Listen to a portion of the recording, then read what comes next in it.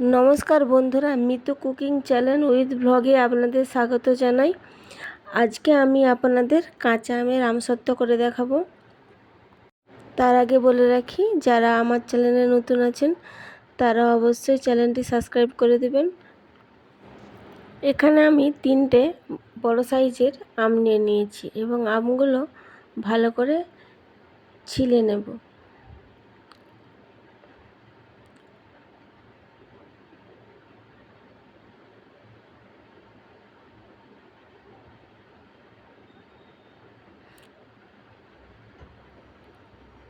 দেখুন বন্ধুরা, আমার আমগুলো সব ছিলা হয়ে গেছে। এরপর আমগুলো কেটে নেব। কেটে পরিষ্কার করে ধুয়ে একটি কড়াই বসিয়ে তাতে সামান্য জল দিয়ে দেব। তারপর আমগুলি ঢেলে একটু সিদ্ধ করে নেব। এরপর আমি আমগুলো ঢাকা দিয়ে দেব। সিদ্ধ হতে দেব 10 মিনিট। ফিরে আসছি 10 মিনিট পর। দেখুন বন্ধুরা, আমগুলো আমার এরকম হয়েছে। তো এখনও কিছুক্ষণ টাইম লাগবে, তো আমি আবারও খানিকক্ষণ চাপা দিয়ে দেব।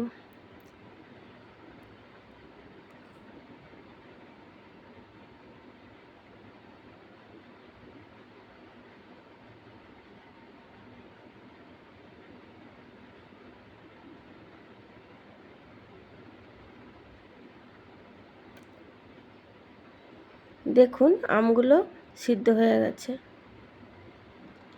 আমি এখন একটা ডাল কাটার সাহায্যে আমগুলো একটু থেঁতলে নেব। তো আপনারা গ্যালাসে করে দিয়েও করতে পারেন, আপনাদের হাতের কাছে যেটা থাকবেন সেটা নিয়েই করতে পারেন।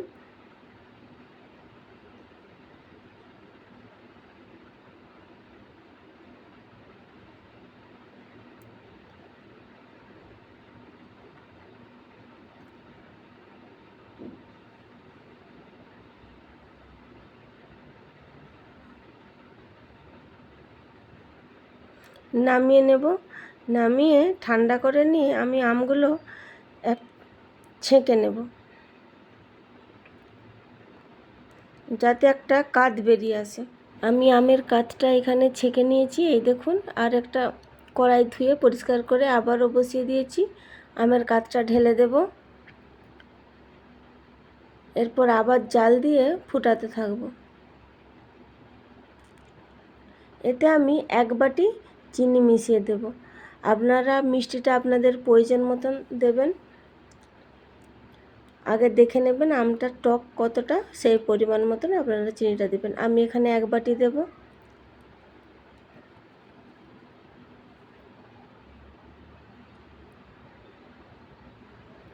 আমি যেহেতু এটা একটা টক ঝাল মিষ্টি মিষ্টি বানাবো, তাই এর মধ্যে দিয়ে দিলাম চিলি ফ্লেক্স ও বিট নুন।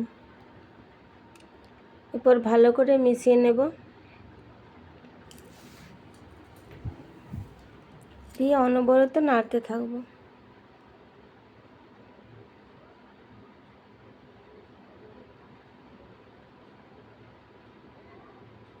আমারও এখনও কিছুক্ষণ সময় লাগবে।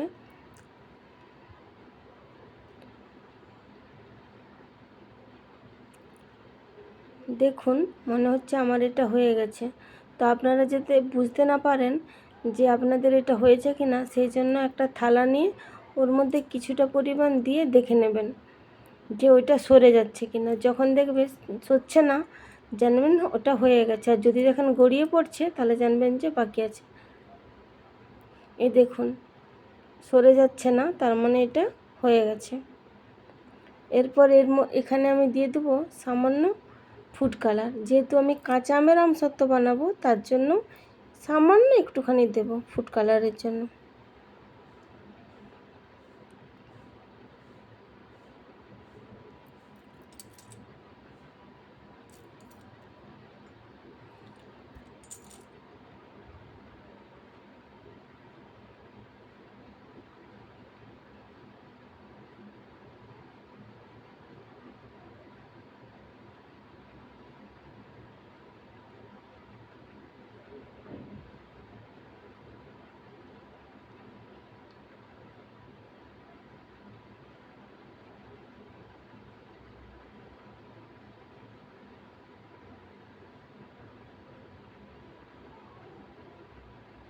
দেখুন আমার হয়ে গেছে, এরপর নামিয়ে নেব। দুটো থালা এখানে তেল মাখিয়ে নিয়েছি এবং এর মধ্যে কিছুটা ঢেলে দেব, দিয়ে এই খুন্তির ভাগ করে নিয়ে এরকম চারিদিকে মিলে দেব এইভাবে।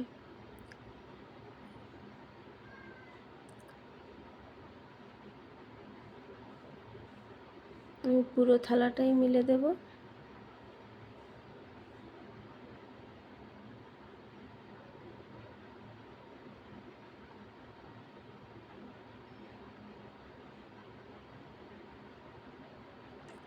দেখুন হয়ে গেছে। ও আরেকটা থালাতেও আমি ঠিক একইভাবে আরেকটা থালাতেও দিয়ে দেব এবং এটাও মিলে নেব। এরপরে এই দুটো থালা আপনারা, যেহেতু এখন গরমকাল পড়ে গেছে, তাই ফ্যানের মধ্যেও রেখে দিতে পারেন 2 থেকে 4 ঘন্টা, কিংবা রোদেতেও রেখে দিতে পারেন। 2-4 ঘন্টা পর আপনার কাঁচা আমের আমসত্ত্বটা একদম রেডি হয়ে যাবে। এই দেখুন আমি একে ফ্যানের তলায় রেখেছিলাম, নিয়ে চলে এসেছি। আমার শুকিয়ে এরকম হয়েছে। এবার কেটে আপনাদের দেখিয়ে দেব।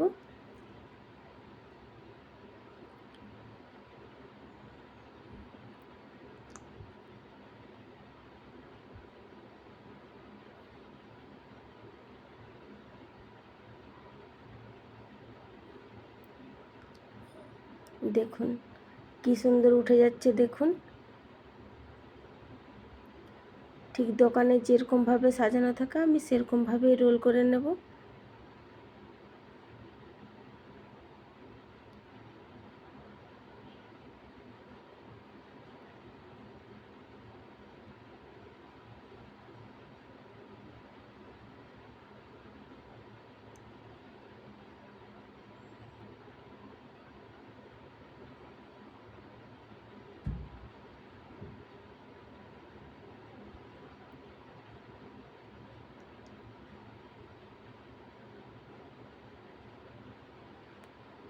দেখুন আমার আমসত্ত্বগুলো রেডি হয়ে গেছে। পরে একটা প্লেটে সাজিয়ে নেব। আমি সেম প্রসেসে আরেকটা থালাও কেটে নেব, এবার প্লেটে সাজিয়ে দেব। দেখুন কেমন হয়েছে বন্ধুরা, ঠিক যেন কাঁচা আমের আমসত্ত্ব। কেমন লাগছে আপনারাই বলুন। ভিডিওটি যদি ভালো লাগে থাকেন তাহলে অবশ্যই একটা লাইক, কমেন্ট ও শেয়ার করে দেবেন। নমস্কার বন্ধুরা।